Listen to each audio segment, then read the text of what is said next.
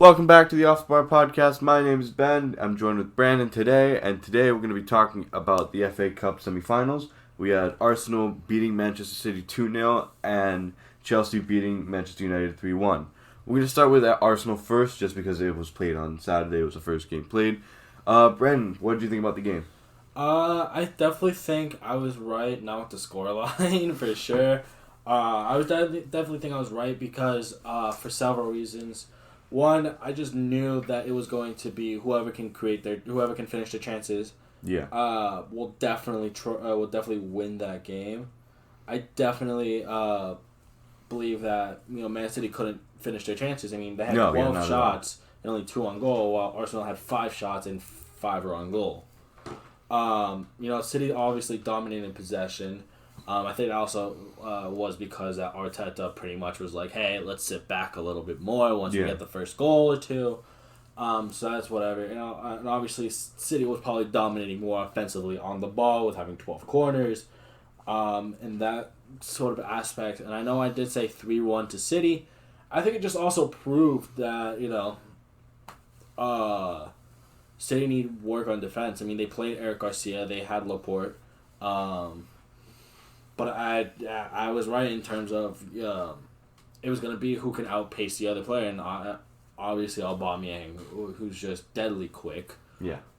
Definitely. Even at 29-30. Yeah, and honestly, Xhaka and Tierney had pretty good games for them as well. Yeah, I mean, if you even look at the defense, the kind of stride that someone like David Luiz, someone like a Mustafi has had from the beginning of the lockdown where they looked awful. And even I'm not going to say they were perfect in form since, but David Luiz looked immense for Arsenal. Right. He looked really, really good. Yeah, no, for sure. And I think, honestly, Arsenal played well. I think City, again, I'm not really a big fan of Gabriel Jesus. I think they definitely were missing Aguero for sure, and obviously Sterling couldn't finish off the chances. I think it just proves to show that, again, a City need center backs and defensive help going into this transfer window. And I also believe that Arsenal still needs some fixing to do because it really wasn't a clean game for them as well. Yeah, no. Possession-wise, they got dominated in. And again, they didn't have as many shots. Yeah. I mean, even if you look at, Man City, if they would have Aguero, they would probably win that game. It was more so of the conversion of the chances because you look at, there's a cross that came in, there's a corner that came in. If Sterling's aware, that's a goal. If Sterling can, which, again, he was not on target today. If Sterling could, he got it passed across goal another time where he just shot it wide. If on another day, if Aguero's on them, those are goals. Yeah, no, for sure. And I definitely believe that. I believe that City probably could have scored or tried to at least make this game, but Arsenal's defense really stepped up to the occasion, and Aubameyang just finished the chances. Besides that, looking at those two, I think it's going to be interesting to see, and I alluded to in my discussion, what their plans for the summer could be. Yeah. I know, again, we both agreed that they do need help defensively. Mendy hasn't been that left back that they wanted. He's been injured. Zinchenko's kind of stepped up into that role as well. But they're looking for someone like Ben Chilwell. Even looking, especially when we talk about defensive, they're looking at someone like Kadir Koulibaly. They're looking at Nathan Ake, someone that could definitely give them a bit more pace because Laporte is slow. Is a bit slow. Look, he's a great defender, but he's injured a lot. Yeah. And I think that's one of the problems because they played Fernandinho in the position, they played Rodri in that position. They're defensive midfielders, they're not defenders. Otamendi hasn't been the best, so you have to look at... Otamendi definitely does show his age. But yeah, I think it just shows that City do need to go out and get a defender. Which they can do now because they were only fined $10 million by UEFA, and they turned around and said, yeah, we're going to spend $150 million in this transfer market, which in this market, who knows how much that can take. Right, and that could be a lot, and that could be good quality players just because of the impact the pandemic has had on the market. Yeah. And, I think we even had Sporting come out and say about Bruno that he probably would have cost $20 million. Yeah. If Man United waited. Which, I mean, thank God they didn't. As Man United fans, thank God they didn't. Yeah.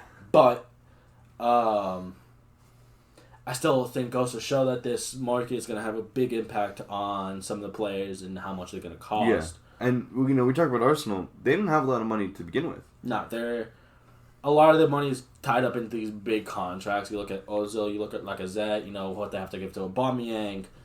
Sure, Socrates and David Luiz also a good chunk of that contract. They also have players that want to leave, like Torreira. I think Socrates was linked to a move away to, believe Stuttgart. Yeah, even Aubameyang has been linked away. Yeah, Aubameyang has been continuously linked to teams like Real Madrid, Barca, Inter. Even Manchester United. Right.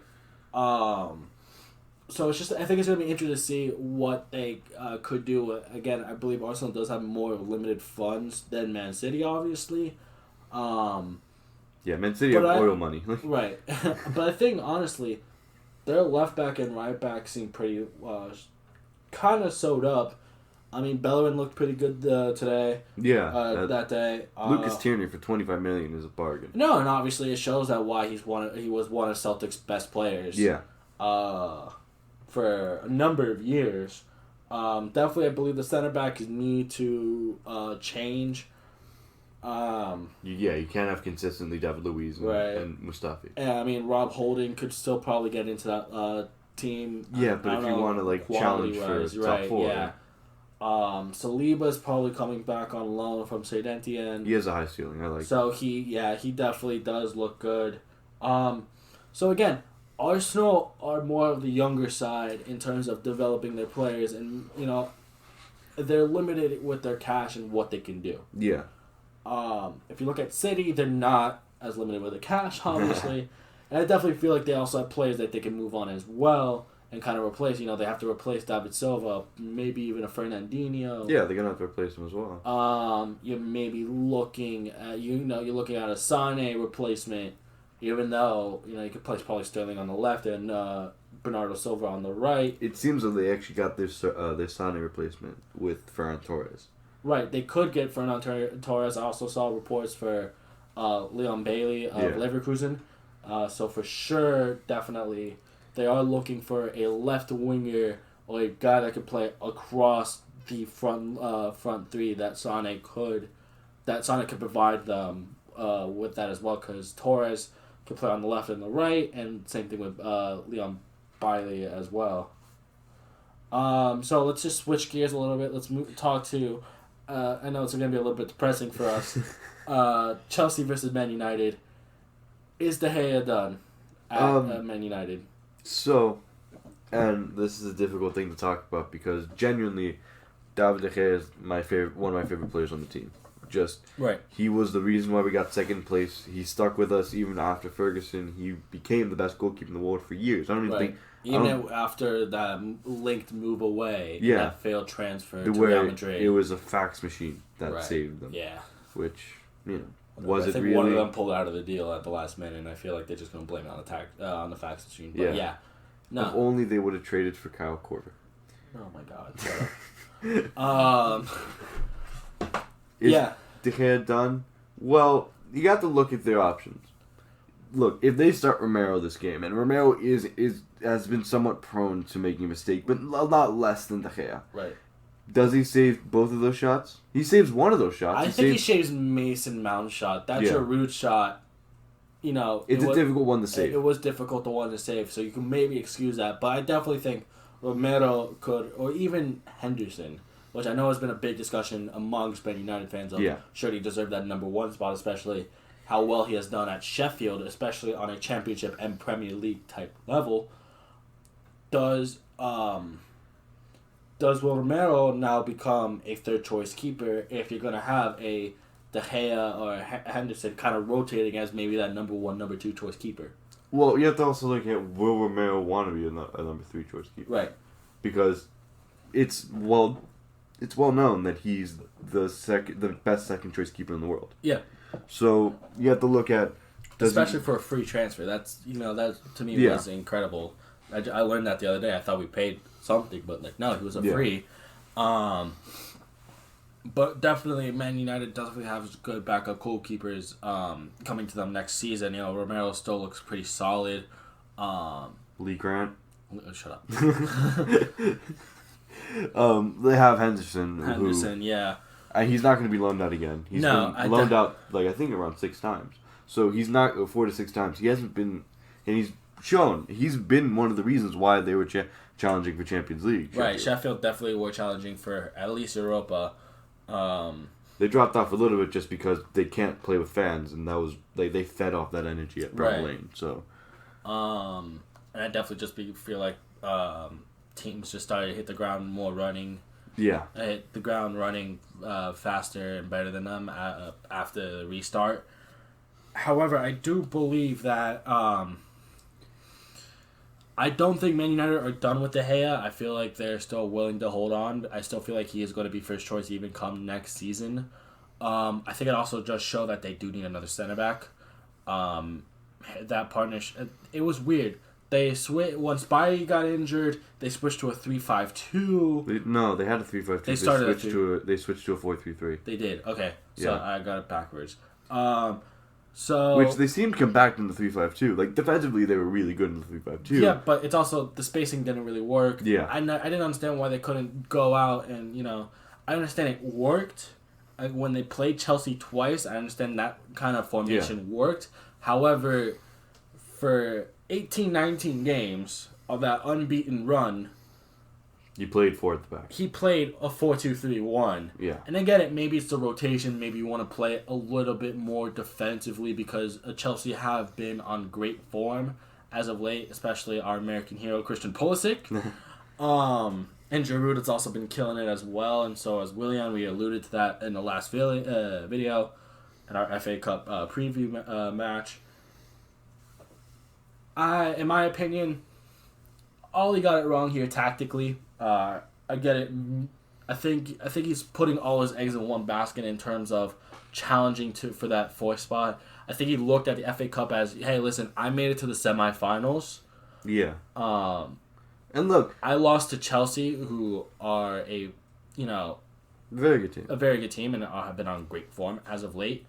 I just believe that Solskjaer did get it wrong tactically. I get it, maybe switching up the formations, and maybe, we saw Pogba on the bench. We saw Fosu Mensah again making an appearance in this game. My opinion my opinion is Ollie did get it wrong, and I understand the rotation of players just because you have 2 crucial games, because thanks to Tottenham, Man United now equal on goal differential with Leicester. That's incredible. Yeah. And I watched that Tottenham game. I'm sorry to cut you off, but yeah. Harry Kane had a couple of chances to make it 4. Yeah. And if they would have made it 4, Man United go 4th without even playing a game. Right. I think it just goes down to win record at this point as to why Man United is still 5th. So Man United still have 2 big games against definitely Wednesday against West Ham. That's going to be a pretty big game. And in the final game of the season, everyone's been saying this is going to be for 4th spot. Yeah. Is Leicester versus Man United. I'm just going to say, if we look at the standings now, Chelsea do play Wolves and Liverpool, so maybe there's a bit of a drop-off. Because Liverpool aren't in the Champions League, so there's no reason why they can't play a full-strength squad. Especially they're playing at home, and they want to keep that, Wolves are in the Europa League, so maybe there's a bit of rotation, and Wolves are for sure trying to get into that last Europa League spot. Definitely trying to catch up with Tottenham, who they're 2 points behind at 7th, and Tottenham's at 6th. So it's definitely going to be interesting to see. But going back to this game, De Gea's mistakes is what cost Man United. At least the Giroud goal, and then the own goal. And they have Mason Mount's goal, which Mason Mount's goal is the old goal by Harry Maguire. Doesn't help. However, Bruno Fernandes' pen at the last minute. It also does end the run of Bruno Fernandes' unbeaten record at Man United. Which, it was inevitable. Right. Even, I think a lot of people said this, the game pile up that they had, of course they were going to lose a game. Right, and it's just unfortunate it's in the FA Cup Semifinal, just because I think as Man United fans, we'd have liked to have seen a De Bruyne versus a Bruno midfield matchup, and now we're seeing Ceballos versus Ross Barkley matchup, which we're having a London derby instead of a Manchester derby, which is fine. However, just going back to that game, Man United didn't really seem like they were on the front foot at all. It really, Chelsea, Chelsea had 49 possession to Man United's 51, but Man United kind of typically dominate possession in their own half. Yeah. As well. Chelsea had more shots on goal and more shots in general. We're having 12 shots and 7 on goal, while Man United has 7 shots and only 3 on goal. But I just want to point out there were 18 fouls called in Chelsea for Chelsea before yellow card. No, even before. They didn't have 0 yellow cards. Pogba makes a tackle that could have even been not a yellow card, gets a yellow card. Right. And I want to speak to this, and I don't care if this sounds like sour grapes. Okay. I don't. Mike Dean needs to start playing championship games. He filled, for the first 30 minutes, he filled Chelsea's N'Golo Kante role. He blocked 2 of Man United's players from getting into defense. It was, and even want to go back to another defensive play. Zuma basically just absolutely kicks Martial in the back of the leg. Martial's the one that goes for the ball and hits it. Not even a free kick called. Not even a foul called. Right, and I think this also does allude to the fact that, to one of your earlier videos is the failure of VAR. Yeah. Especially with that Southampton game. I know a lot of people are going to say, Man United has had that bit of rubber the green. Yeah. That look of VAR on their side and referees. And yes, in certain situations, maybe, definitely certain situations, and so maybe you can just chalk that up to Chelsea now feeling that little bit of luck, while Man United fans are more towards hey, why aren't we getting that as well? Even though Man United fans have sort of benefited, from the VAR and the what's going on behind the scenes with VAR. However, and I'm not saying it would have made a huge difference. Look, statistically, if you would have looked at it, okay. If you give him a free kick, Giroud probably doesn't have the time to go down and score. Right. If United score from that, the whole thing changes. Right. But that's going into what if territory. Yeah. Because if you look back even to United's first game against Chelsea, when Tammy Abraham hit the post, where Emerson hit the post. Yeah, no, for the first 20, 25 minutes, Chelsea were the team. Chelsea were on the front foot, but then Man United broke away with Rashford and Martial obviously doing really well for them. I think it's just going to be interesting to see. And definitely Man United also suffered from injuries here, so let's not take away from that. And then just looking ahead, again, we looked ahead into the schedules.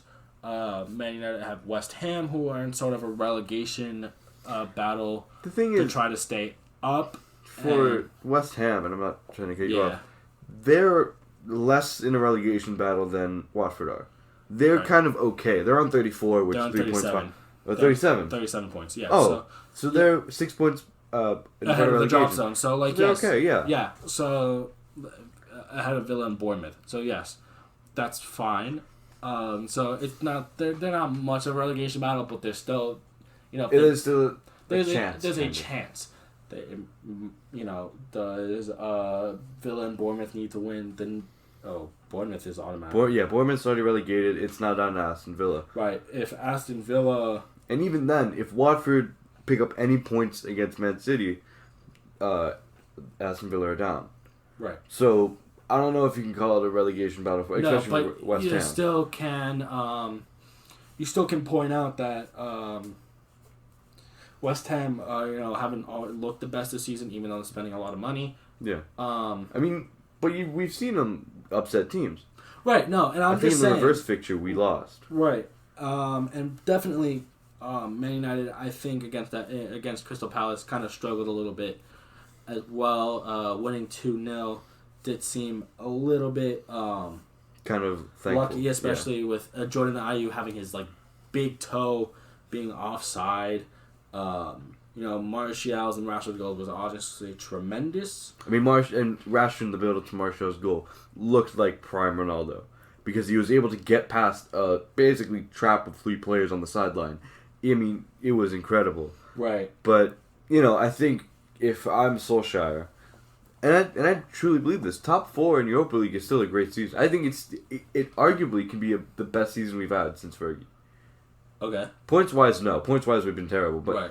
Arguably, I mean, we look at Mourinho's seasons.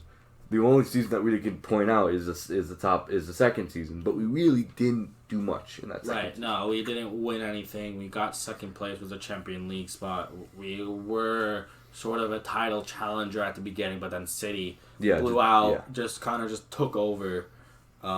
Which that's an all-time great City team. Right. Yeah, for sure. I think Man United haven't been the luckiest in terms of this. We haven't been the luckiest. Just be given with the breaks, on Wednesday it's a quick turnaround. That's 3 days to play West Ham. If we take a look of how West Ham have been doing, they haven't had the best of form, but again, they beat Chelsea. They're able to beat big teams. Right. So drawing with Newcastle, losing to Burnley, winning 4-0 against Norwich, and 3-1 against Watford. Definitely, they're going to struggle against the big teams, but they definitely can upset. Yeah. And then if we look, and then Leicester again, is that going to be that who gets into that final spot? Yeah. Which, my opinion, could be that it's going to come down to goal difference, and especially since Leicester have just played their last game before United. It's going to definitely advantage United depending on going into it. If they beat West Ham. If they beat West Ham. Right. And just to kind of add, it's kind of funny how our former managers are doing really well for us. Like for example, Jose. Moyes took points off of Chelsea. Right. Jose took points off of Leicester. Now, Moyes can just curl up into a ball and do nothing like he did at Man United for this game. Right. That would be great. But if you look at Chelsea's next 2 games, obviously Liverpool and Wolves, and then they have Arsenal and Bayern coming up in the FA and the Champions League respectively. I mean, but they're already out of the Champions League. They're 3-0 against Bayern, who are looking like they could contend. And, so maybe against Wolves they go a little bit more conservative, but again, I feel like they have time between the FA Cup game and that game against Wolves to have a... But they also play Wednesday. They play Wednesday against Liverpool, and they play Sunday against Wolves, and then they play the first against Arsenal. Yeah. So, listen, that's also Man United's schedule. However, it's going to be interesting to see how Chelsea do as well, because we take a look at them. They've been on great form. Do they drop points? Do they not against these 2 tough clubs? And, obviously Liverpool won the Premier League, and Wolves still trying to eye that last Europa League spot, or trying to sneak in. Do Chelsea drop points? It's gonna be incredibly hard for Chelsea to beat Liverpool. I'm gonna say this because they're at home. They want to probably keep that record. Jurgen Klopp doesn't have anything else to play for. I think he sends out 2 full-strength squads in the next 2 games. Yeah. I totally agree. And, again, and against Wolves, Wolves are going to probably put up a test against Chelsea. Yeah. They've always been a difficult team to play. Right, because, again, they want to try to overtake Tottenham for the last spot. If we take a look at Tottenham's schedule, I know we're straying away from the FA Cup, but if we just take a look at Tottenham's schedule, because I just want to also talk about the last 4 and who gets what spots. Their last game is against Crystal Palace. So do you favor Chelsea? Do you favor an upset with Wolves, or do you favor Tottenham holding on to that last Europa League spot? I think you have to look at. Crystal Palace has lost their last 6. I don't think they really have a chance in this Right. game against Tottenham. But we've seen Jose Mourinho's Tottenham play terribly. I mean, Right. they should have lost a game against Bournemouth if it wasn't for VAR. They should have. They were lucky to come out with a draw. Yeah. No, and definitely. It's kind of questionable Jose's hiring, and he's had some bright spots. He hasn't really. Yeah. Definitely trying to get one of, like, in my opinion, one of the brightest midfielders and Ndombele out of the squad. I feel like that's very weird. That's very weird, and it's almost like Pogba-esque, a player that he just signed, almost like kicking him out because he's not really following it. Whatever the case may be. I feel like. I feel like Chelsea. I feel like Chelsea are going to drop points to at least Liverpool, maybe tie with Wolves.